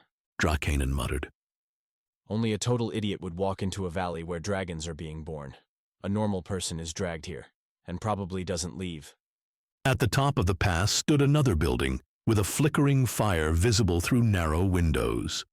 Worse still, between the rocks, two squat shapes were moving, armored crabs. Not good. The pass was guarded after all. All right, we wait for nightfall. Drakanen announced. But I need thermal vision and combat mode back. Now. Kaiken leista Lea Mary. Sifril snapped with a genuine, clear Lappish accent. You're a projection of my brain. Drakanen explained patiently. If I die, you die too. Understand? You exist because I exist. So getting us through this pass without becoming dragon food is your problem too. So no Kaiken leista to me. Better start thinking. You start thinking. She cried out, tears in her voice. You think I'm not worried? I used to be inside you and I knew what to do. I'd wake up and be part of you. Now I wake up like this, already outside. Then we have a problem, a serious one. For now, we'll keep a low profile and wait for night. He scouted out a good spot high up under a rock overhang, among the mountain chains surrounding the valley. It took him nearly an hour to crawl there, dragging branches of dwarf pine tied to his body. Slowly, inch by inch, from one hiding place to another, cutting himself on the rocks and feeling his strength fade. It was getting colder. The mist thickened, and Drakanen shivered so hard he suspected his entire makeshift camouflage was trembling visibly from 1/2 kilometer away. After what felt like another eternity, he realized his hands and legs were going numb. Worse still, the pain inside him worsened. At times it felt like the spear was still lodged in his body. He felt its weight, the burning shaft like a frozen lightning bolt. He would lie down to rest, panting through clenched teeth, clutching the improvised shirt of his blanket to his chest. The higher he climbed, the worse it got. When his heart wasn't pounding, he had to rub his numb hands and legs violently, as life seemed to drain out of them. Eventually, he curled up in a crevice, tucking his numb limbs under himself, trying to warm them with his body heat. He just faded away, sank into a peaceful, black void. Wake up! Don't fall asleep! Sifril screamed right into his ear. Don't die, you bastard! Stop dying this instant! Don't yell! Drakanen croaked, surprised by the sound of his own voice. He barely understood what he said. Move, you damned lump! The fairy screamed. You're almost there! Vuko lifted his body onto his hands and knees, exposing it to the icy air that cut like a whip. He let out a loud, rasping grunt and crawled forward like another dying dragon. When he reached the rock overhang, he couldn't feel anything anymore. He didn't remember how he got there. All he recalled was that it had started to snow. Fine, prickling snow whipped horizontally by the wind. Could be worse. Vuko gasped faintly. At least it's not raining. Then there was only freezing cold and snow. In the last few meters, he didn't bother with crawling. No one would notice him anyway. Not here! Sifril shouted persistently. They'll spot you here, you fool. Not there either, you'll freeze to death, under that rock. There's a cave there, it's sheltered from the wind. Move, stop dying, now. What, you can't? Pichku Materinu, move! The so-called cave was about 1.5 meters high and 2 meters deep, but at least it sheltered from the wind. He crawled inside, still dragging 2 large branches of dwarf pine tied to his back with a canteen strap and another from his quiver. He lost the 3rd branch somewhere on the slope. He collapsed inside, hearing his own ragged moans, which sounded like sobbing, then lay motionless on the rock. Water trickled down the back wall. He crawled toward it, pressing his lips to the stone, sucking in the icy moisture like he was kissing the rock. He managed to lap up a few drops, then collapsed back onto the ground. Don't sleep, idiot! Sifril scolded. Open your eyes. Lift your eyelids now. His eyelids felt like they weighed 20 kilos. He couldn't lift them, even though he tried.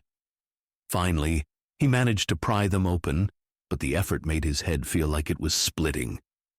It didn't matter, because his eyes kept rolling back into his head. Let me die in peace. He groaned, clutching his shirt against his chest. Light a fire. I can't. They'll see it. They'll see shit in this blizzard. Break off some twigs, smaller ones, and needles, more of them. It felt like a nightmare. His vision blurred, and his fingers felt carved from wood. First, he couldn't find the flints. Then, he couldn't remember what to do with them. Finally, he snapped into focus for a moment.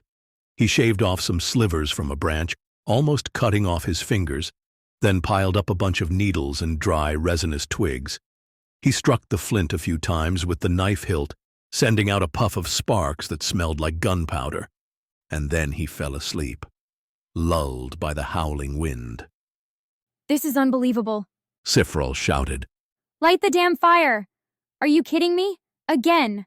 On the kindling, not somewhere on the walls. Blow on it. Blow on it. Don't cough, idiot. Or you'll put it out. Again. Blow.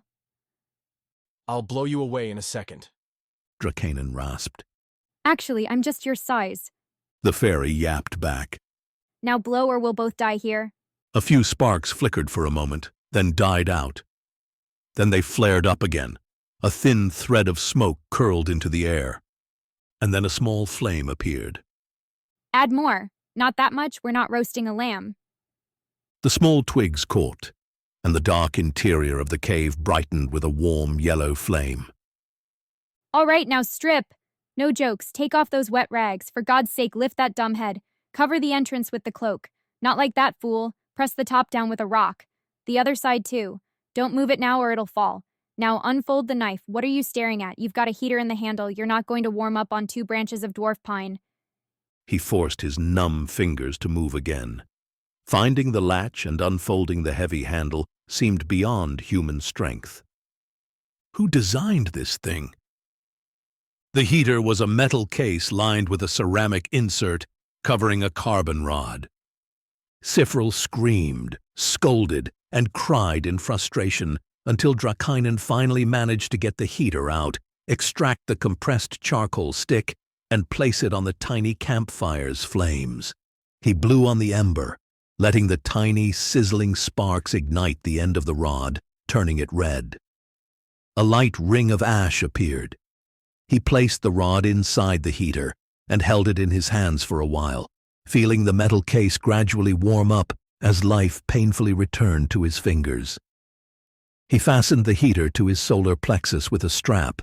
He added a few more thicker pieces of pine to the fire, lay down on what was left, and curled up around the heater, which burned on his belly like a private miniature sun.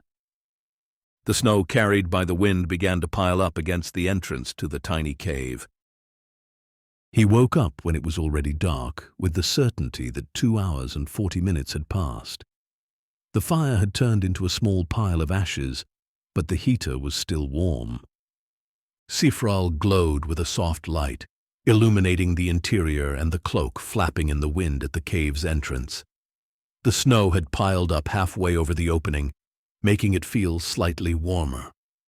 Drakanen, still shivering, put on his makeshift shirt and wrapped himself in his kilt, which had dried somewhat. Hey, you're glowing, He muttered. I know. She snapped. I mean, is it normal light? Can others see it, or is it just me?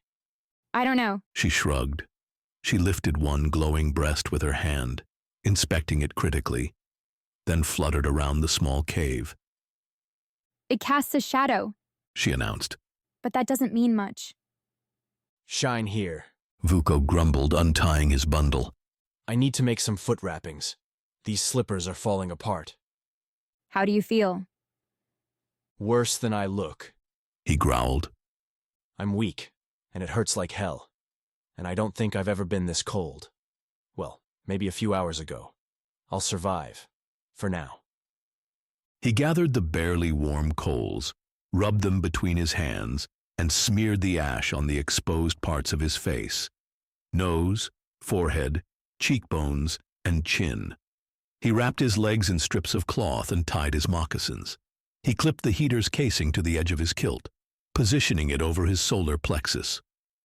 After folding and sheathing his knife, he collected his small belongings into the bundle and examined both of the captured weapons. Beat knives, not swords. He muttered grumpily. Both top-heavy on the pommel. No wonder they like to swing them around. Jebim Tidushu, how I don't feel like working today. All right, let's go. Traverse along the slope, straight to the fort's left flank. Ladies first. And better stop glowing. He draped the damp cloak over himself, so it also formed a hood, and secured it around his waist. The snowstorm was still raging. He moved hunched over, one hand on the rock, trying to see anything in the howling, snow-filled darkness. Just slip past the fort, he thought. You guys don't want to be outside. No one's coming. It's cold as hell.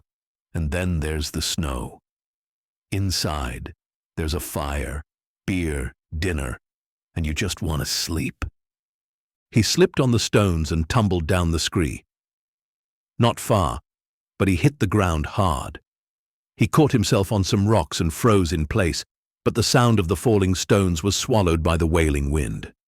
A few rocks rolled down the slope. He held his breath and waited. He thought the fort was still far off, but his training kicked in. After something like that, you're supposed to lie low for a good hour. Nothing happened. No lamps were lit. No torches appeared in the distance. No shouting or barking dogs. Only the valley, already covered in a white shroud, shimmered faintly with reflected light. Sifral appeared in front of his face, just as he was counting his teeth with his tongue and inspecting the bruises on his elbows and knees. She planted her hands on her hips, a lock of hair falling into her face, which she impatiently blew away. Are you just going to lie there? She asked. Get lost, Barbie. If you're not here to help, at least don't get in the way. If it weren't for me, you'd be stiff by now. Get moving. Maybe I should light the way for you. Number not until I know whether anyone else can see it, too. He crept through the snowstorm, moving from one rock to another, from one shadowy patch to the next. His shaggy cloak was covered in snow, as was his makeshift hood. The heater still worked, spreading a warm patch on his stomach, but Vuko could feel his hands going numb. He paused, tucking his hands under his armpits, when he heard a door creak. The door swung open just a few meters in front of him, bathing him in a rectangle of light. Drakanen froze in a strange, hunched position, squinting at the black silhouette standing in the doorway. The man muttered something that sounded like a curse. He fumbled with his pants for a moment, leaned against the doorframe, and released a stream of urine in Drakanen's direction, glistening in the firelight from inside. The man, still standing in the doorway, continued to relieve himself, while whistling and looking straight into Vuko's eyes. Vuko stayed completely still, curled up under his cloak, hidden in the shadow of his hood, slowly moving his right hand toward the hilt of his sword. But nothing happened. The man finished, adjusted his pants, and shut the heavy, creaking door behind him. Darkness fell once again. Drakanen swallowed hard. For a moment, he felt frozen in that awkward, crouched position, his hand stiff on the hilt of his sword, wrapped in leather straps. His heart pounded in his chest like a giant war drum. Slowly, he got up and moved again, slipping into the shadows between the stone buildings. He crept along, keeping his left hand against the stone wall of a grim, long building he assumed was a barracks. The surrounding structures seemed more like utility buildings, sheds, maybe stables. His only goal was to weave his way out of the fort and reach the pass. According to the plan, he should have come out on the side, already near the guard post, but he had gotten disoriented in the blizzard and was now sneaking through the heart of the fort. It was too late to correct the course, and Sifral had disappeared somewhere. His only hope was in the night and the snowstorm. Light spilled from the narrow slits of the stone house, while the rest was shrouded in darkness and the faint, swirling white of snow. First, he noticed the smell. It wasn't the familiar warm odor of animals, manure, and old straw, but the unmistakable stench of human excrement, filth, sweat, and fear. Then came the sounds of people crammed together in sleep, snoring, coughing, groaning, muffled sobbing, the rustling of straw and the clinking of chains. For a moment he knelt by the wall, listening, his brain working as hard as it could manage that night. The room was sealed with large wooden doors, secured in the simplest way possible. A heavy beam laid across the doors, set into metal hooks driven into the walls. The most primitive lock in the world, but impossible to open from the inside. No. He muttered under his breath. You're just supposed to cross the pass. Take advantage of the storm, and just get out of here. But he couldn't bring himself to get up and leave the doors behind. They were easy to open, but then what? The captives were chained. Should he unchain them now? How? With what? Then he'd have to storm the pass with a group of noisy, exhausted prisoners and flee with the snakes on his heels. And he himself was barely holding it together. The storm might cover the tracks, but not enough to erase them completely. This was probably the first snowstorm of the year. The snow could stop falling at any moment. It wouldn't last more than a few hours, but that would be enough. It would smooth the edges, but a trail of footprints would be visible to even the biggest fool. The tracks of a dozen prisoners would be like a highway. In the end, he'd end up in those same chains himself within 2 days at the latest, feeding Van Dyken's idiotic failed dragons. No! He hissed, forcing himself to keep walking. Just get out of here, you idiot. He left reluctantly, feeling exceptionally miserable. He'd been warned. Don't try to fix the world. Don't start revolutions. You're supposed to show up, evacuate the targets, and disappear without a trace. Easy to say, especially when he was also supposed to clean up afterward. He gritted his teeth and dashed along the side of the building, trying not to listen to the sounds from inside. He was freezing, and his limbs were going numb again. He concluded that he had maybe half an hour before hypothermia would finish him off. Behind the stone building of the prison loomed the boxy shape of the wagon he'd seen earlier that afternoon. Beyond that, some sheds, then an absurd 2-meter stone wall, a 200-meter climb, and the guardhouse. Finally, the pass and peace. He glanced around the courtyard. Everything was sloppy here, as if thrown together hastily. Buildings scattered haphazardly, wooden buckets and other trash littered the ground by the walls. Was this supposed to be a research facility? He kept moving, hunched over as if under fire, jogging lightly and silently. And then he stumbled upon the cage. It stood behind the well in a completely random spot in the courtyard, made of iron bars, locked with something resembling a primitive padlock. Inside sat a girl's corpse. She sat on the floor, her arms draped over a beam across her shoulders, head hanging down, her hair matted with snow. He paused for just a second, teeth clenched, and added this to Van Dyken's list. He was ready to move on. But then the girl suddenly lifted her head. Chains rattled, and through the tangled curtain of her hair he saw an emaciated face with a strange tattoo on one cheek and narrow, shining eyes. She coughed hoarsely and tried to push herself to her feet. One more moment and she'd scream. "Shh!" Drakanen hissed desperately, waving his hands to calm her down, but he only ended up flailing. He covered his mouth with his hand, and she seemed to understand as she remained silent. He inspected the cage and examined the lock closely. It was just a chunk of metal with a shackle. These locks had a latch similar to an anchor. You pushed it into the housing through a round hole. The flexible prongs of the anchor folded, then straightened inside, locking the shackle. It was locked. The key was a tube. You'd insert it through the hole on the other side, compressing the prongs and pushing the mechanism out. But where could he find such a tube? There was no way out. The girl had already realized he wasn't one of the snake people. She managed to kneel and lift her head, watching his struggle with hopeful eyes. If he tried to leave, she'd surely scream. He yanked at the bars, but they held firm. The hinges, though rusty, seemed solid too. They were crude pintle hinges that could be pried open, but he'd need a crowbar. Neither of his swords could handle that. The wire saw in his multi-tool was long gone.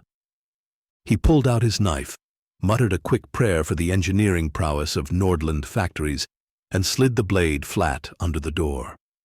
Crouching, he clasped his hands on the hilt, bracing his legs against the stony ground and straightening with all the strength in his legs and back.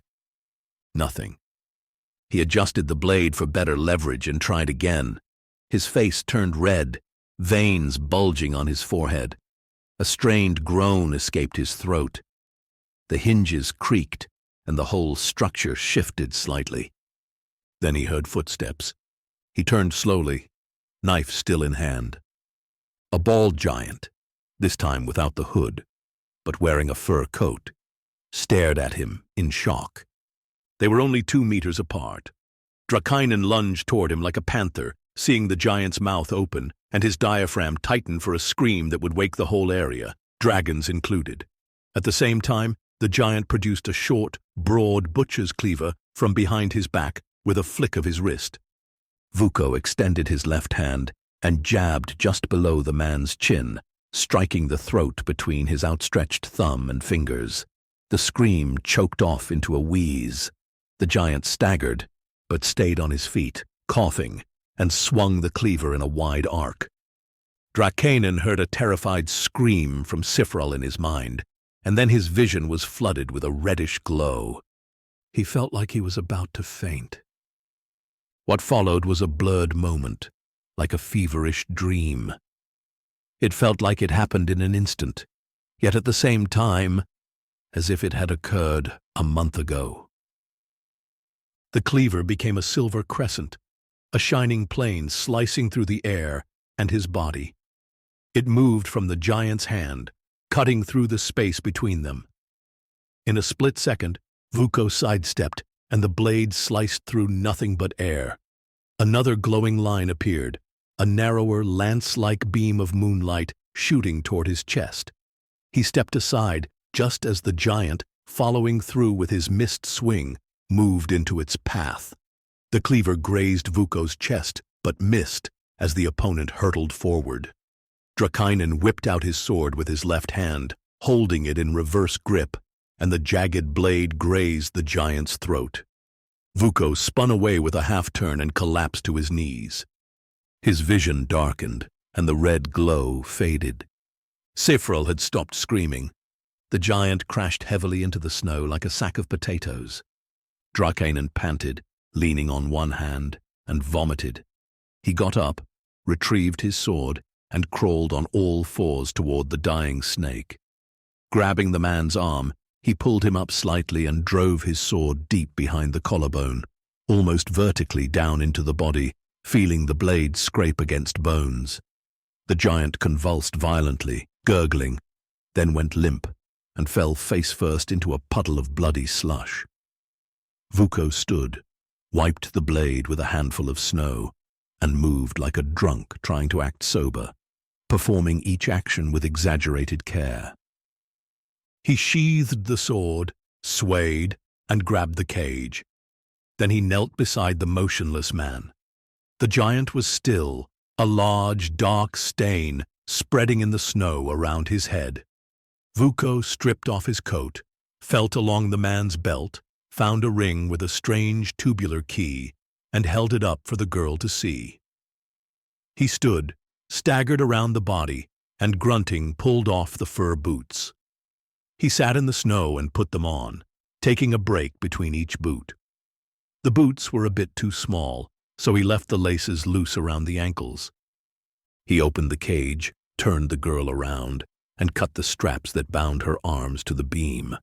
Her arms dropped limply, and she curled up in pain, but made no sound, just bit her lip, with tears streaming down her face. He pulled her out of the cage and sat her on the ground, nearly falling onto her in the process, and silently massaged her shoulders. Neither of them spoke a word. After a minute, the girl raised her arm and let out a quiet whimper. Drakainen felt her shoulder, then grabbed her arm just above the elbow and touched his finger to his lips. She nodded, gripped the edge of his cloak with her other hand, and bit down on it.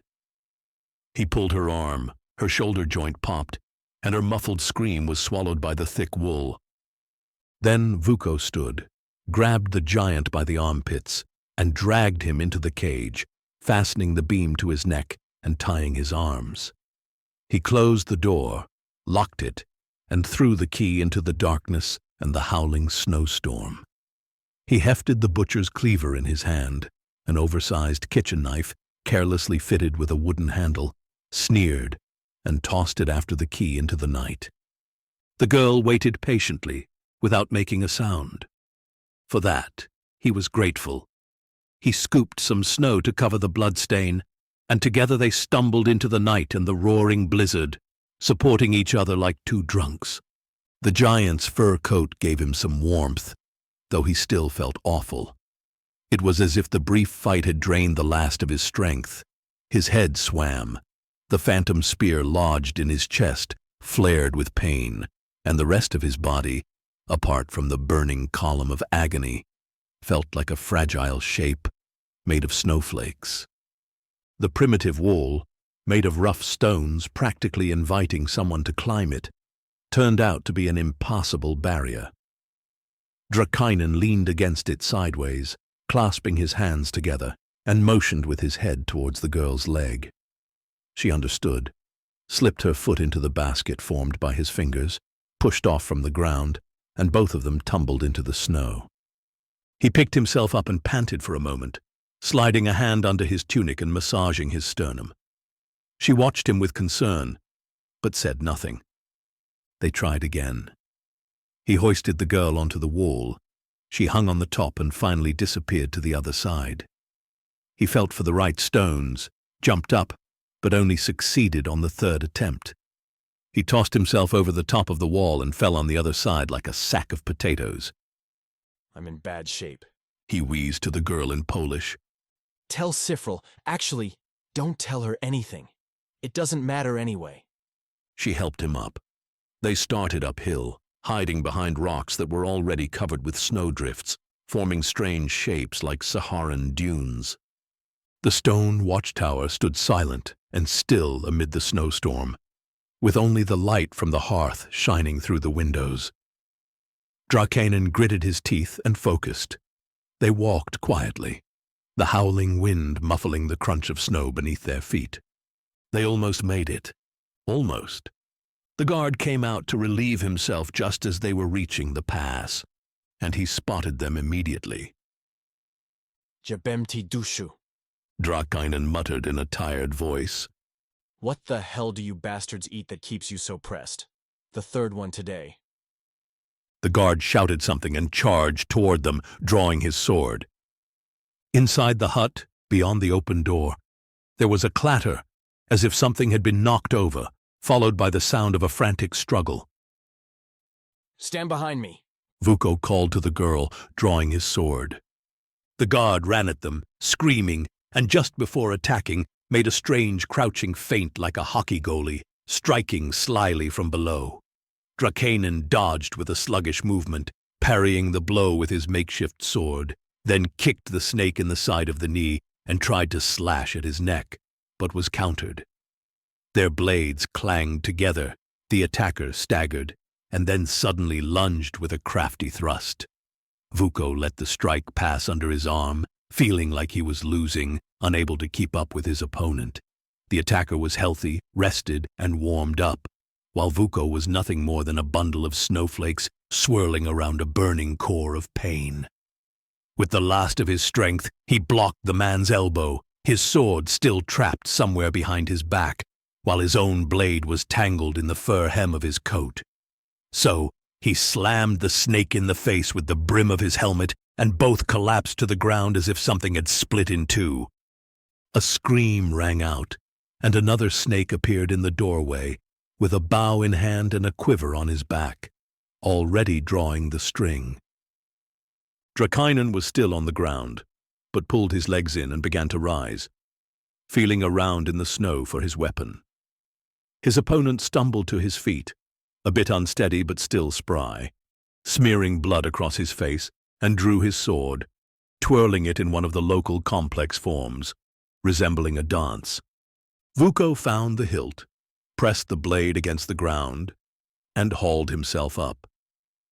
The laminated bow creaked softly, the feathered shaft, held between the archer's index finger and an iron ring on his middle finger, rose toward his ear. Drakanen wobbled to his feet, positioning himself sideways to the archer, feeling like his body was as heavy as an immobile tree trunk, and that nothing would come of it. Then the girl, who had been standing quietly to the side, suddenly lit up with a cold, icy glow that flooded the pass and lashed against the surrounding rocks, as if a cloak of the aurora had covered her. Both snakes stood still. Drakanen swayed with his trembling sword raised, trying to keep both of them in sight. The girl raised her hand. The bowstring thrummed. The arrow hissed venomously and hit its target with a dull crunch. It all blended into one unpleasant sound. The sword fell to the ground with a muffled clatter and slid across the rocks. All three stood motionless until Drakanen's knees buckled, and he collapsed face first with a thud that seemed to shake the mountains. The helmet rolled across the snow, wobbled, and stilled. The girl still glowed with the icy light of the aurora. Neither of the snakes moved. Only the wind howled among the rocks, whipping the snow. One of the snakes coughed and spat blood. He gripped the shaft of the arrow protruding from his chest, no more than the fletching remained, yanked part of it out, and broke it. Then he softly slumped to the side, his sticky fingers clutching the wooden rod sticking out of his sternum. The archer still didn't move. The girl stood with her hand still raised, scattering an eerie neon glow. The archer carefully placed the bow on the ground, took off the quiver from his back, and laid it beside him, then removed his coat and shirt, revealing a pale chest marked with red-black zigzag tattoos. He drew his sword and, turning toward the wall, tried to wedge the hilt between the stones. The blade slid softly. The snake picked it up and repeated the movement with a dull persistence, this time wedging the hilt more carefully and blocking the tip with his own body. He pressed his hands against the wall, his lips moving in some silent prayer, while tears and melted snow dripped down his braids. There was a crunch and a muffled scream that was lost in the howling storm. A red blade emerged from the tattooed back, and the snake convulsed against the wall before finally collapsing to the side. The girl lowered her hand, and the blurred light of the aurora faded. She walked over to the fallen Draakainen, rolled him onto his back, then knelt down and placed a hand on his lips for a moment. Afterward, she slid her arms under his back and lifted him effortlessly, as if he were an empty garment. In the stone enclosure, there was the clatter of metal, and the eerie, mournful cry of two crabs erupted into the sky. For a fraction of a second, the aurora flashed again in the girl's eyes, brief as a camera flash. The scream stopped abruptly as if cut off with a knife. The girl turned and moved lightly up the pass. Her small back, with the limp legs of the large man on one side and his head and arms on the other, was visible, but she didn't seem to notice the weight at all. After a moment, they disappeared into the blizzard.